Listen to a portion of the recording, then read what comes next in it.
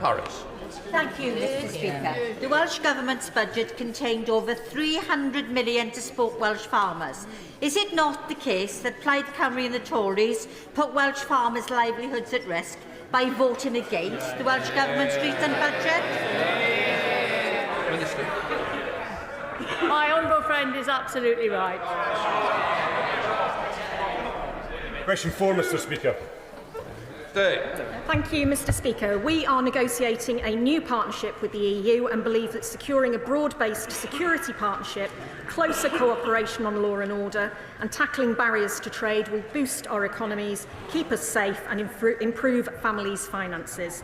Since coming into government, I've worked with UK and Welsh Government colleagues to drive over £1.5 billion of private investment from the likes of Erin Holding, Copenhagen Infrastructure Partners into Wales, creating hundreds of jobs and laying the grounds for thousands more. Mr Speaker, only this government can deliver cold comfort and warm words all in the same sentence. The fact of the matter is that after the Labour-Tory hard Brexit, the Welsh economy suffered by £4 billion, trade's gone down by £1 billion and Wales has lost £1 billion in European structural and development funding.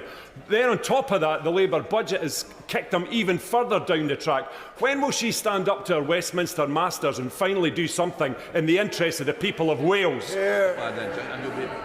Seriously.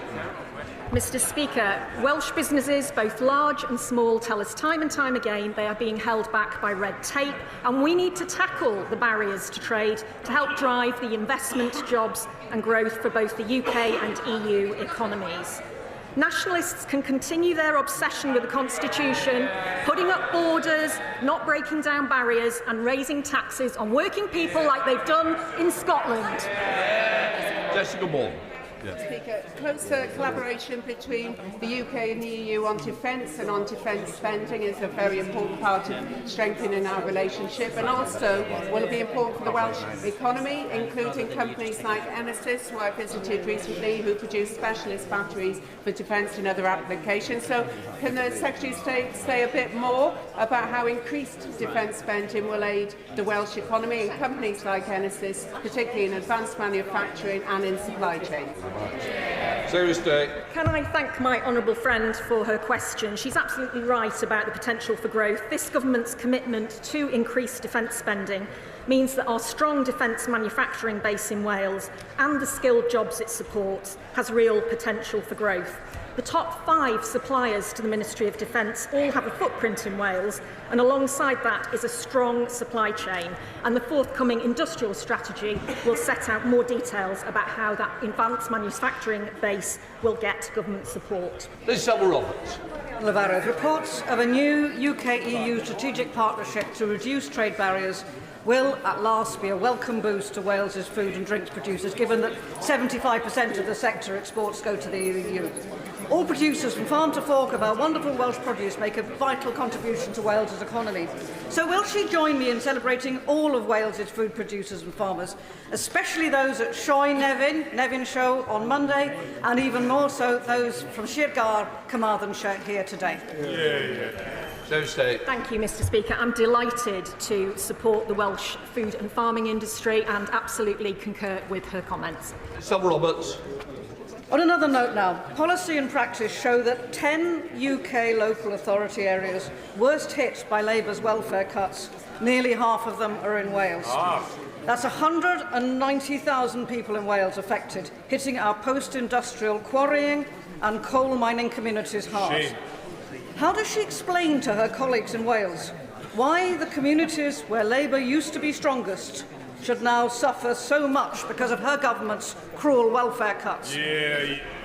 Mr Speaker, she might know that none of those reforms have actually gone into effect yet, so nobody has been affected by them. But we have inherited a Tory welfare system that is the worst of all worlds, the wrong incentives, discouraging people from working, the people who really need a safety net still not getting the dignity and support that they need and deserve, and the taxpayer funding an ever-spiralling bill. It's sustainable, it's indefensible and it's unfair. Andrew Ranger. Question 5, please, Mr Speaker. With your permission, Mr Speaker, I will answer questions 5 and 11 together. In Wales, the partnership between our two Labour governments is delivering on the people's priorities. NHS waiting lists have fallen for 3 consecutive months. We are creating tens of thousands of jobs in every corner of Wales through our free ports, investment zones, support for steel workers, inward investments and thriving green industries. Thank you, Mr Speaker. Supporting people into work is not just the right thing to do economically, but morally as well. I therefore welcome the recently announced UK Trailblazer programme in North Wales that will do away with the one-size-fits-all approach and will instead meet people where they are, giving them a greater chance into stable and good employment. Does the Secretary of State agree that this shows the power of partnership we now have and a commitment that no one will be left behind on both sides of the M4? And will the Secretary of State join me in congratulating Wrexham football team on their historic back-to-back-to-back promotion this weekend to the EFL Championship? Thursday. Thank you, Mr Speaker. Many congratulations to Wrexham. Really delighted to see them promoted and very sad that Cardiff were relegated. My right honourable friend is right. The government understands that work is crucial both to our health and well-being, but also to improving our living standards. And that's why last week we announced a £10 million pilot in Blaen y Gwent, Neath Port Talbot and Denbighshire to help support people back into work. We will not sit by and let the Tories' broken welfare system continue, one which has condemned people to a life without work. These Trailblazer projects will help more people in Wales back into secure, well-paid jobs. Thank you, Mr Speaker. Since this UK Labour government was elected, over 2 million extra GP appointments have been delivered in England, and thanks to a record-breaking £21 billion budget settlement, waiting lists in Wales have gone down 3 months in a row.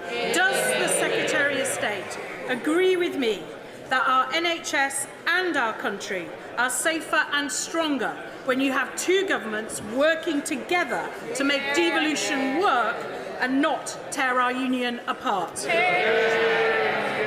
I couldn't agree more with my honourable friend. Driving down NHS waiting lists is a shared priority for both the UK and the Welsh Labour governments. As she says, waiting lists have fallen for 3 consecutive months as a result of our governments working together. Meanwhile, the Conservatives and Plaid Cymru voted against an extra £600 million for the Welsh NHS, and reform would sell it off to the highest bidder.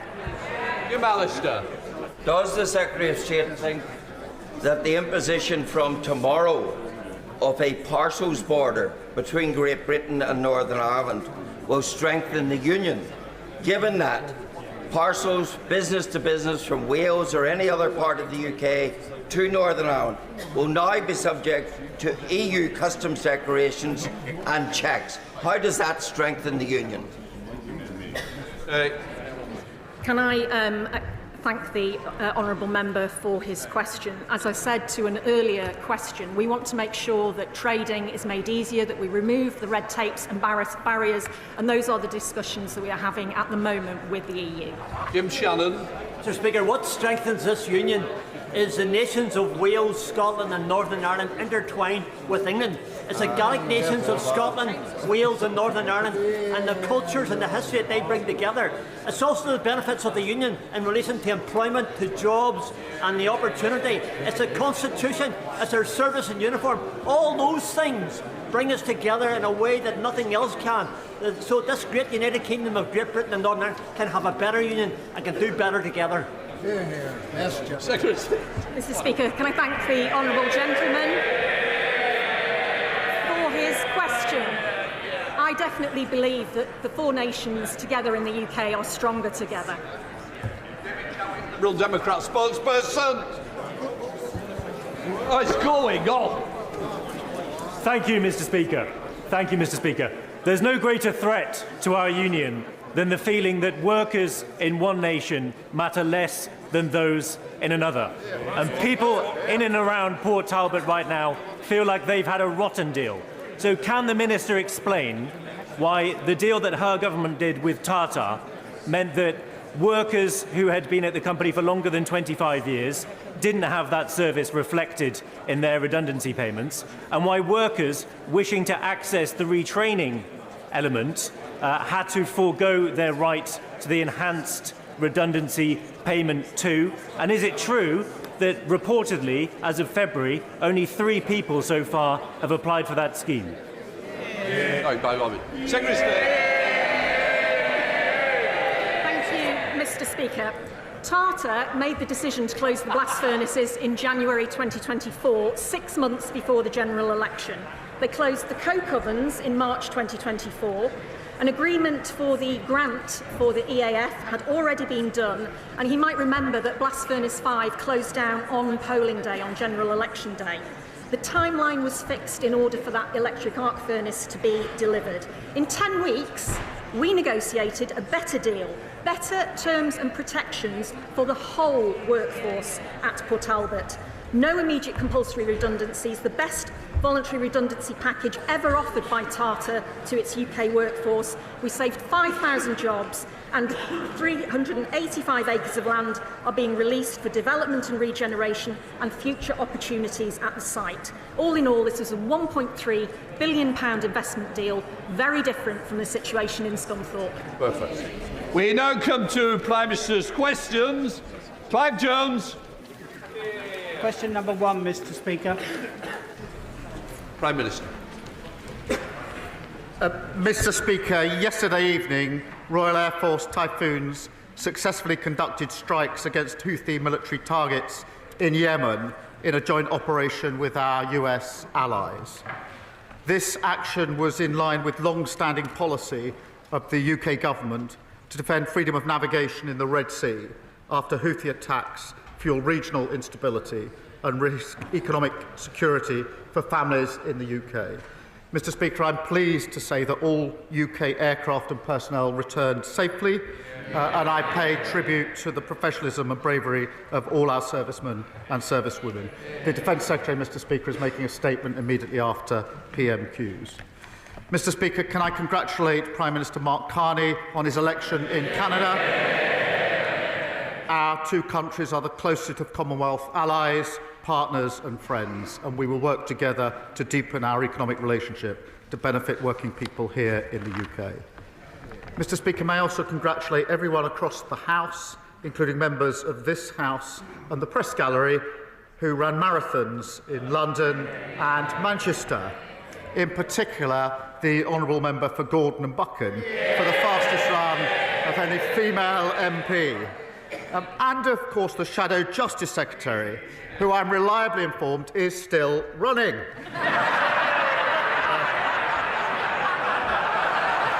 Mr. Speaker, this morning I had meetings with ministerial colleagues and others. In addition to my duties in this House, I shall have further such meetings later today. Clive Jones. Thank you very much, Mr. Speaker. I'd like to associate myself with the remarks of the Prime Minister about the professionalism of our armed forces, and also congratulate Mark Carney on being elected as Prime Minister of Canada. And also everybody who took part in the London Marathon. Both my daughters have done it. It's something I can't do anymore, sadly. Later today, Mr. Speaker, I'm introducing a bill to guarantee Parliament has the final say on any trade deal, including any agreement with President Trump.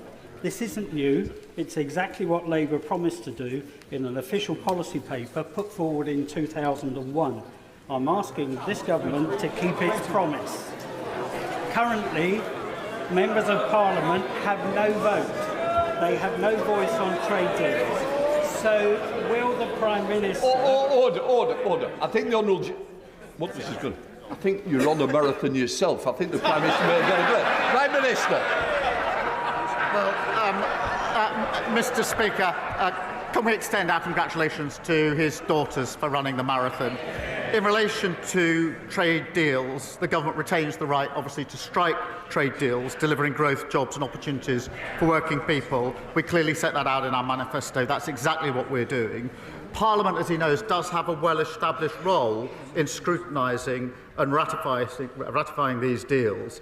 He knows that was strengthened under the last Labour government, as he references. Dan Tomlinson. Thank you, Mr. Speaker. There's going to have to be a coming together of Reform and the Conservative Party in some way. A deal, a pact, or a merger.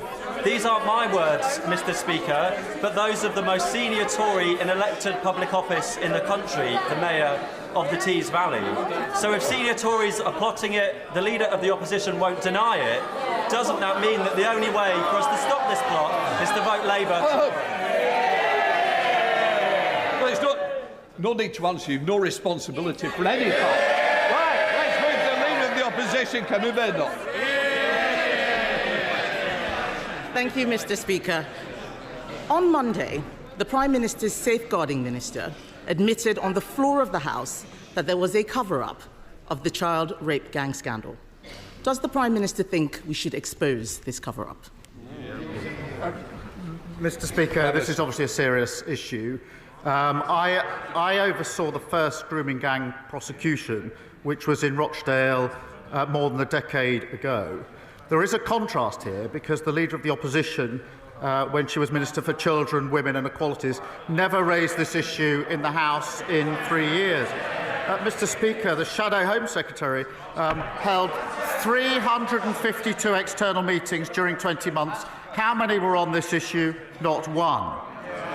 And they failed, of course, to implement a single recommendation for the independent inquiry into child sex abuse.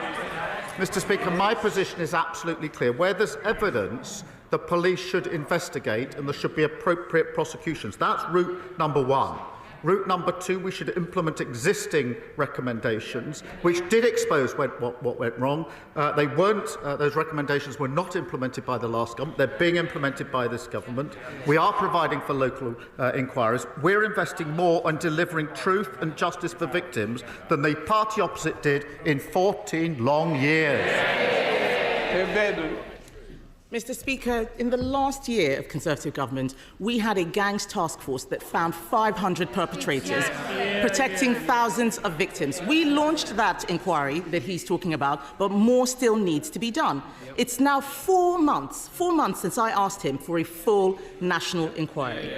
Instead, he promised 5 local inquiries. There will be one in Oldham. Will he now name where the other 4 inquiries will be? Prime Minister. Mr. Speaker, we are providing for local inquiries. This is a serious... Well, they've got so much to say now. Why did they not... Mr. Speaker, why did they not implement a single recommendation in the 14 years they had in office? We're taking forward those. There are recommendations already in place about the change that needs to be taken. They sat on a shelf under the last government. We are acting on them. We are providing for local inquiries, and we're investing more in delivering truth than they ever did. He cannot name a single place because nothing is happening. He stood there at the dispatch box, promised 5 local inquiries. Nothing is happening. On the last day of term, he had his minister come out to water down the promise to say they would provide funding. That is not good enough. At least 50 towns are affected by rape gangs. Places like Peterborough, Derby, Birmingham, Nottingham, Leicester, Rotherham, Rochdale and Preston. Is he dragging his heels on this because he doesn't want Labour cover-ups exposed? Mr. Speaker, I spent 5 years prosecuting this case. Mr. Speaker, I was the prosecutor that brought the first case. And when that file was brought to my attention, Mr. Speaker, I noticed that one of the defendants had not been prosecuted previously. Far from covering up, I asked for that file so that I could have a look at it. On the back of that, I then changed the entire approach to prosecutions, which was then lauded by the government. We were doing the right thing and brought those prosecutions. So my record was going after where I thought something had gone wrong and putting it right. She stayed silent throughout their years in government, and so did the entire front bench. Mr. Speaker, he's not the Director of Public Prosecutions anymore. He is the Prime Minister. People want to know what he is going to do now, not talk about what he did years ago. We are asking for a full national inquiry. Andy Burnham wants a national inquiry. He's not Conservative, he's Labour. Harriet Harman wants one. The member for Rotherham wants one. All of the victims I have met want a full national inquiry. He keeps talking about local inquiries, yet they have not got going. And they haven't got going because local authorities don't want to investigate themselves. Local inquiries cannot force witnesses to appear. Local inquiries can't force people to give evidence under oath. So why won't he have a national inquiry? Mr. Speaker, we've had a national inquiry. We've had recommendations. There are hundreds of recommendations that have been made in relation to this issue. It is a serious issue. I strongly believe that we should implement the recommendations that have already been made. And that is what we are doing. I strongly believe we should listen to victims, and we've been listening to victims on this side for decades and working with victims for decades in relation to what they want, which is local inquiries, and we've set those local inquiries up. Kemi Badenoch. Mr. Speaker, he says we should listen to victims. The victims want a national inquiry. We haven't had a national inquiry. We had the child sex abuse inquiry, which Conservatives launched. There is still more to be done. It didn't cover this scandal in detail. In Manchester, just last year, authorities were still covering up abuse. The local inquiry chair there has quit. Bradford Council, an area of some of the worst abuses, refuses any inquiry, local or national. Whether it's the streets of Birmingham or the Town Hall of Bradford, it is chaos and cover-ups with Labour councils. When will he show leadership and do the right thing? The right thing is to implement the recommendations that we've got, which is what they palpably failed to do in government. The right thing to do is to have the national inquiries that we need, which is what the victims want. The right thing to do is to invest in our criminal justice system so we can bring people to justice. They've absolutely collapsed the criminal justice system. Prosecutions for rape under their watch, they go up or down. They went down to record lows. Investment in prosecuting these cases went down. Their record was abysmal. They should hang their heads in shame.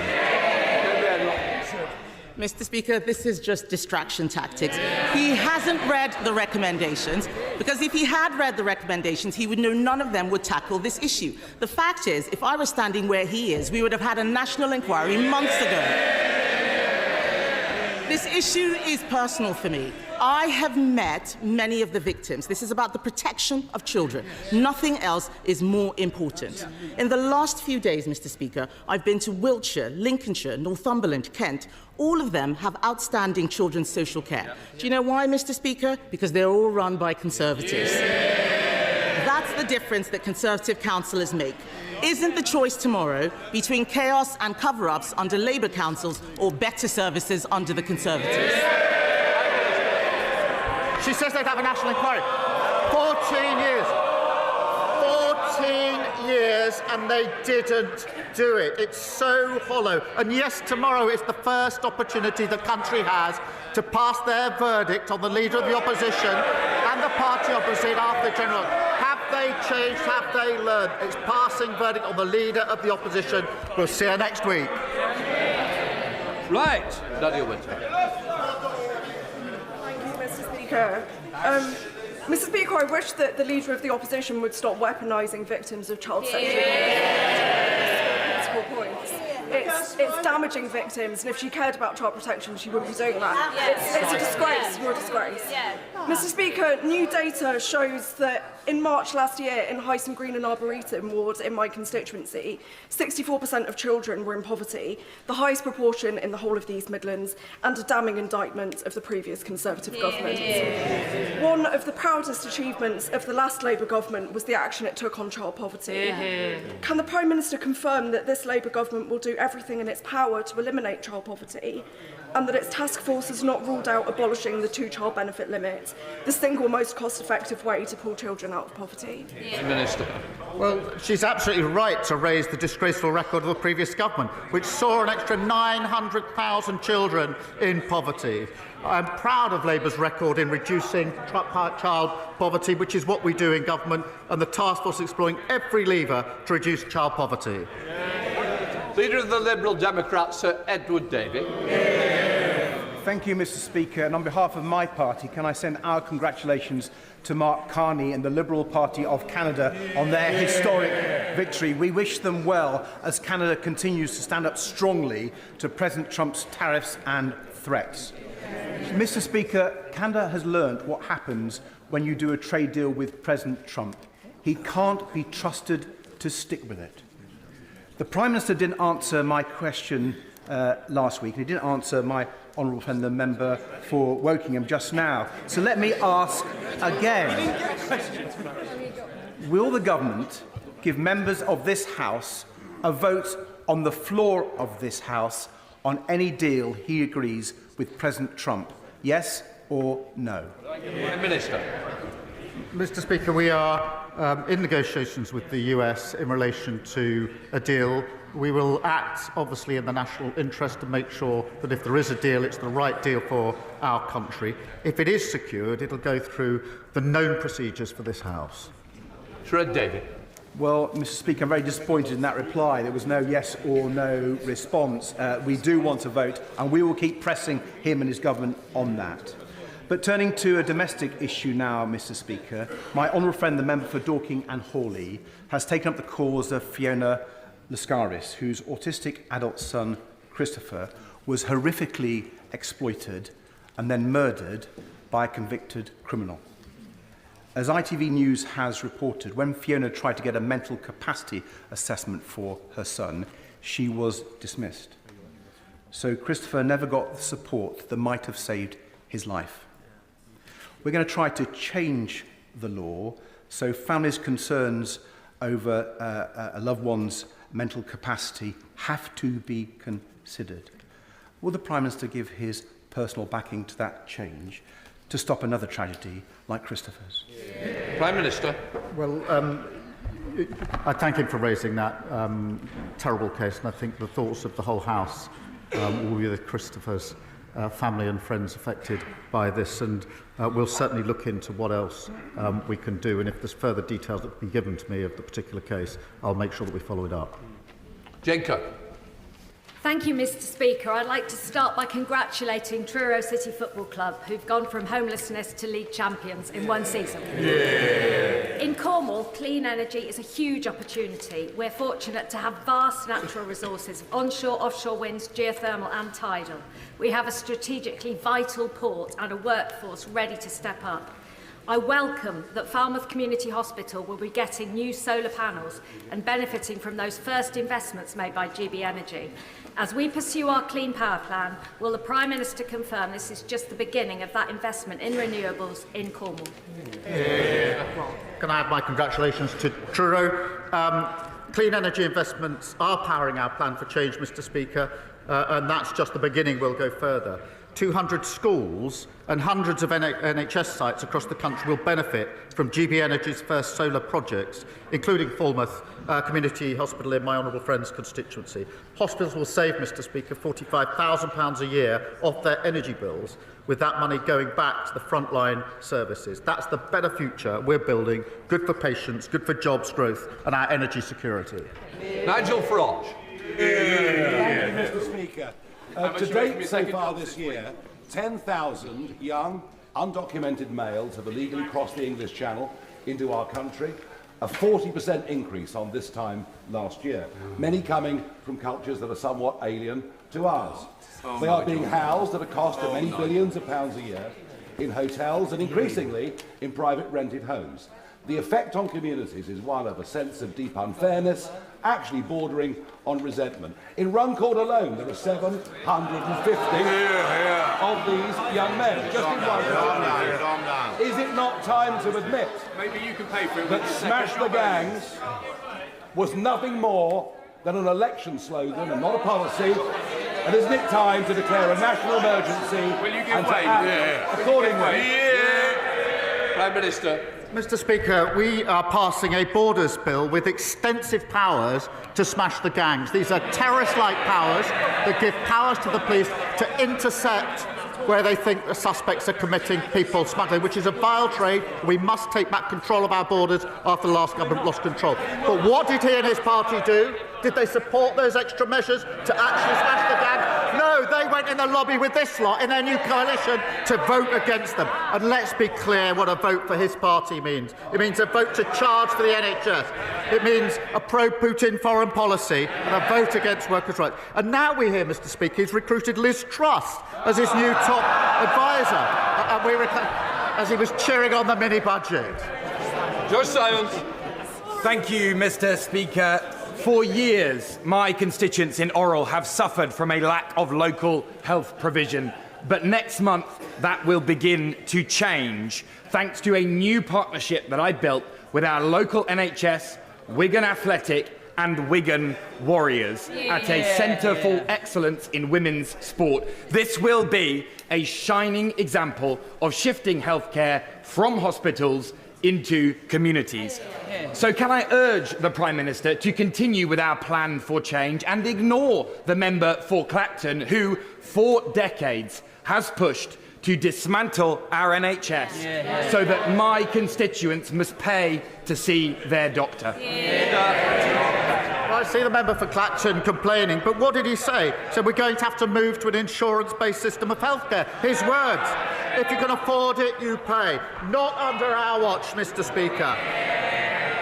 While he's busy taking Liz Truss's advice and fawning over Putin, we're driving down waiting lists, 3 million extra appointments delivered, and waiting lists slashed in the most deprived areas. That's 6 times the waiting list have come down, including during the winter periods. We're rebuilding our NHS, rebuilding our country of the future, and delivering for working people. Liz Jarvis.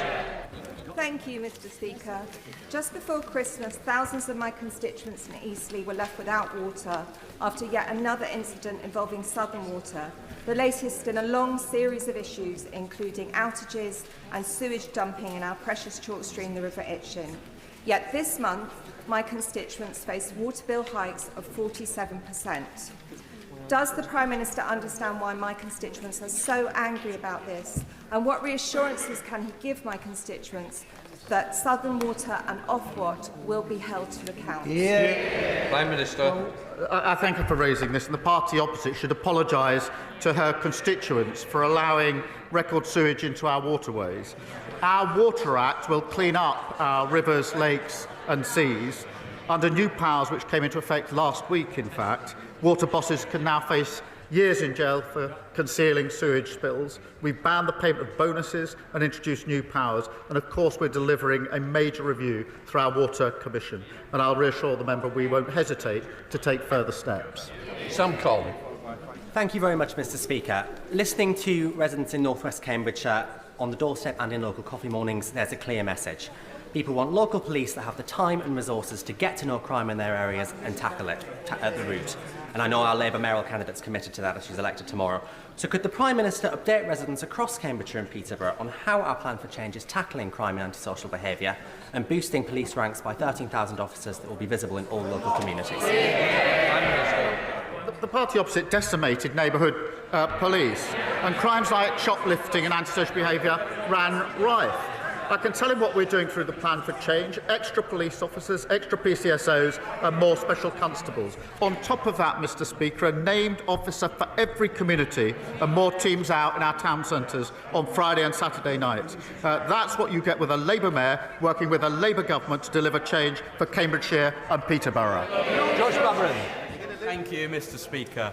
Eastbourne War veteran Staff Sergeant Pauline Cole is a veteran who sustained injuries while serving our country. She was awarded military compensation.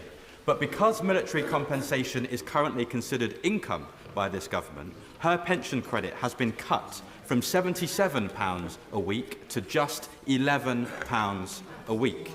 We've met with the relevant minister to try to address this to no avail.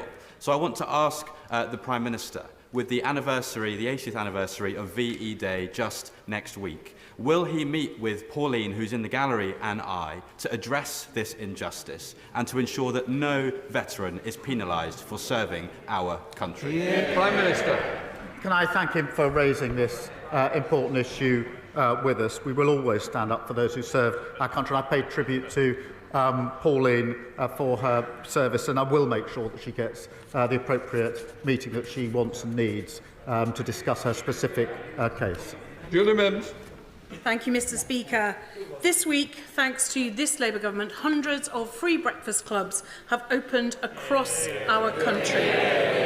Will the Prime Minister join me in sending good wishes to the staff and pupils at Castle Carrick, Udale, Longtown, Inglewood, Brook Street, Blackford, Hallbank Gate and Bishop Harvey Goodwin schools in my constituency, which are among the first to benefit from this important scheme? And can he confirm that this is just the start of Labour's plan for change to deliver for working parents? Prime Minister. Well, look, let me pay tribute to all the staff in her constituency who are working in the breakfast clubs, which, of course, Mr. Speaker, deliver free breakfast clubs, 30 minutes of free childcare, saving working parents £450 a year, and we've opened the first 750 across the country. There'll be many more to come, Mr. Speaker. We are, of course, also saving parents £50 a year by making school uniforms cheaper, something the Leader of the Opposition ordered all her troops to vote against.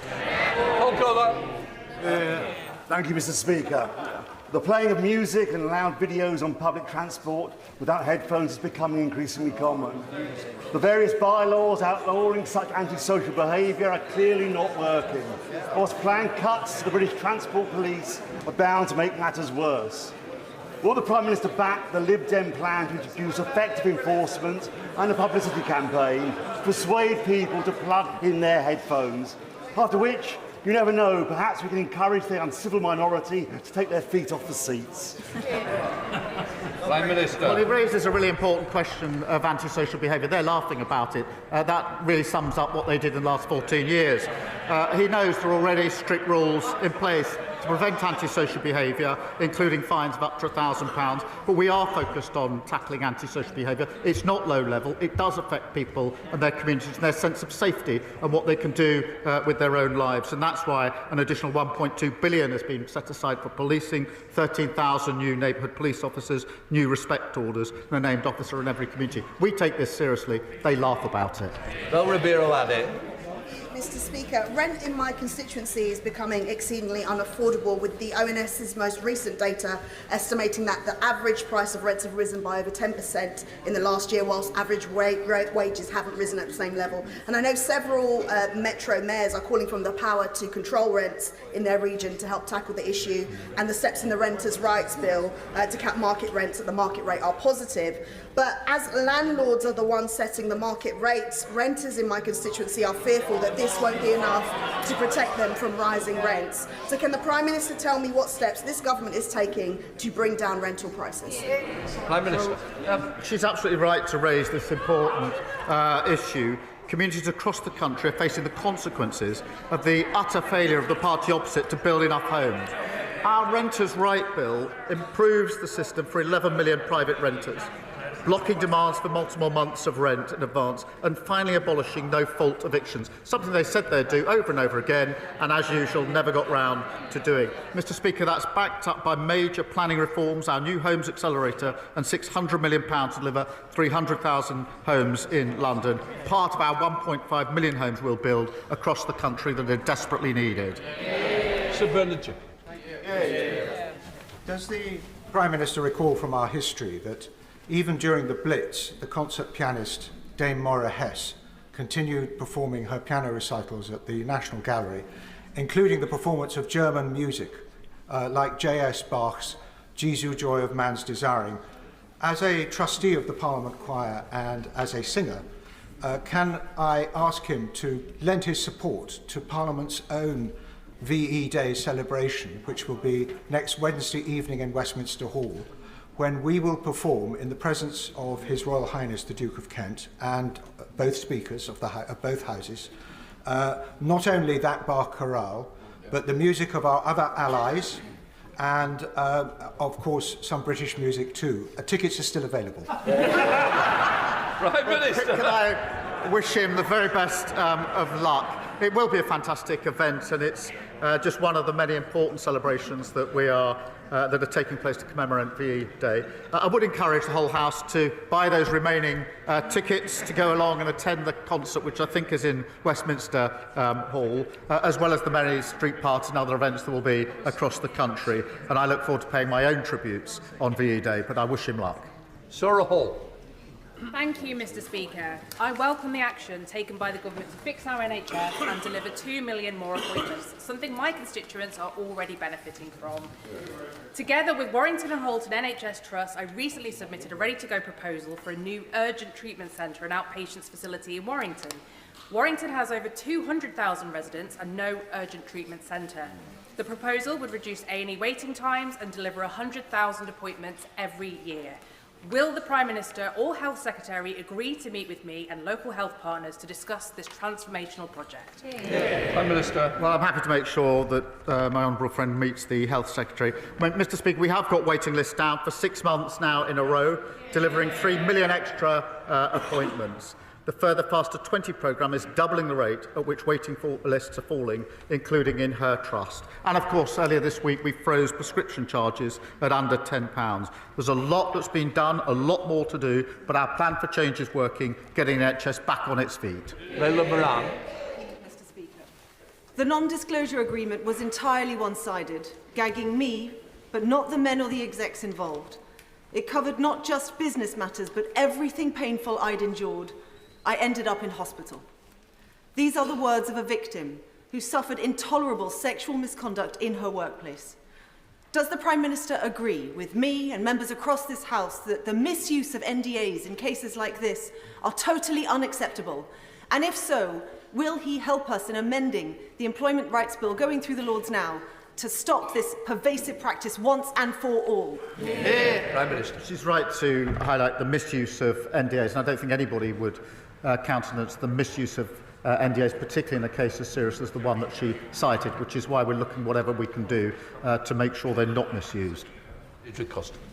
Thank you, Mr. Speaker. After 14 years of a Conservative government who let fly tipping increase to record levels across the country, my constituents in Ealing Southall will welcome the Prime Minister's announcement today that fly tippers will now face tough action, new technology for enforcement and up to 5 years in prison.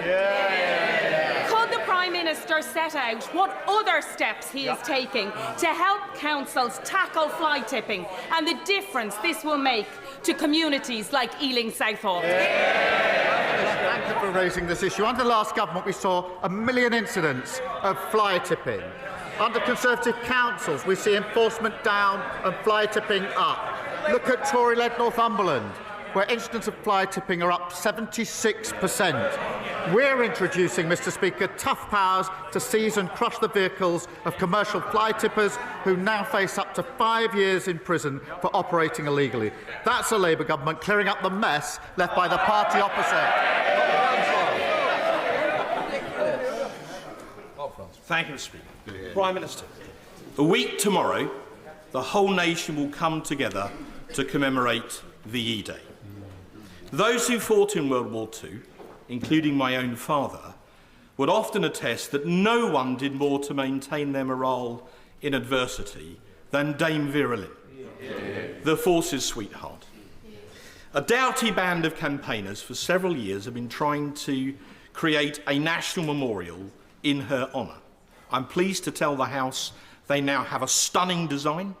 They have a site, appropriately at Dover, and they've already raised over 3/4 of the funding that they would need. So at this very special time, would the Prime Minister lend his support in principle to this noble endeavour? Would he be prepared to accept a personal briefing on the campaign, in which case I suspect that he and I will meet again?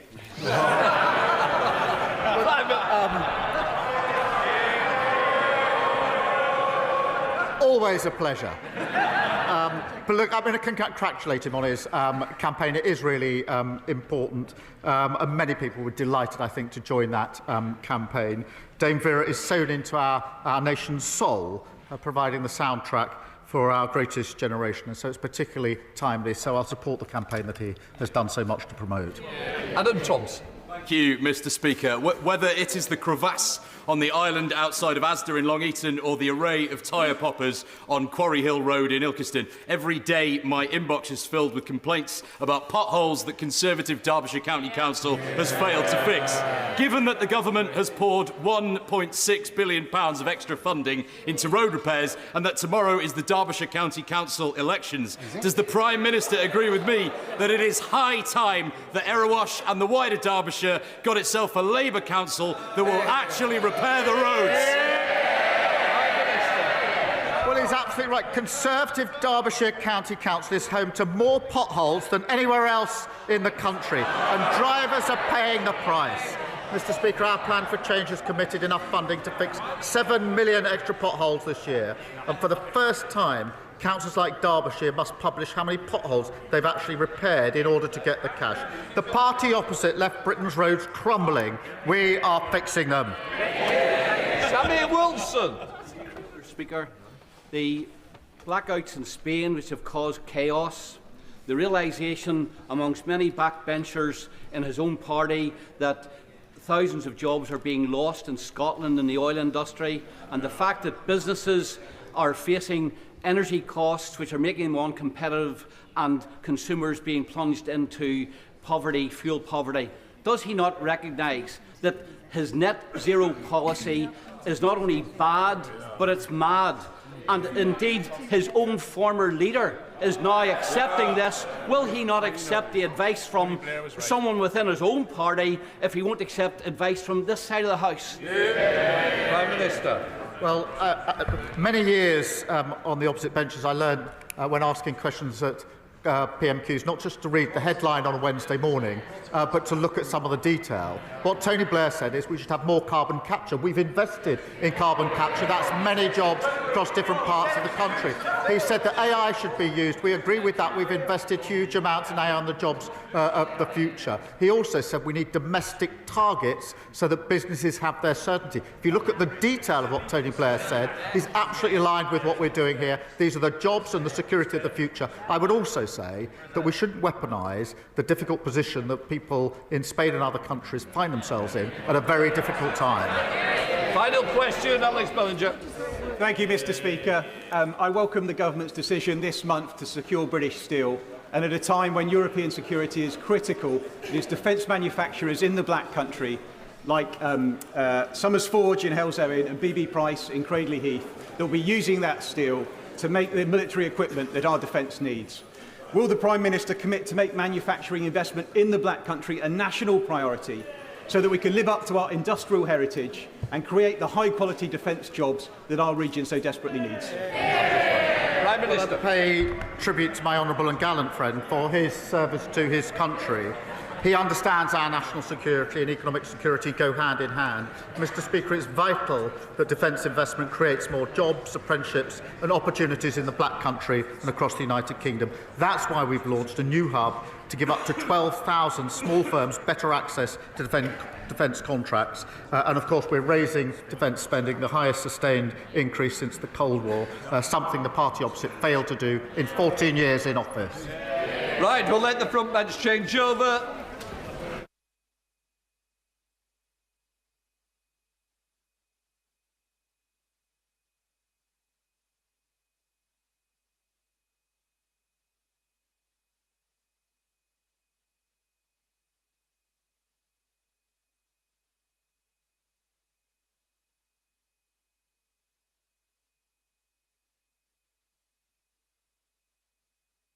We now come to the first statement. Secretary of State for Defence, John Healey.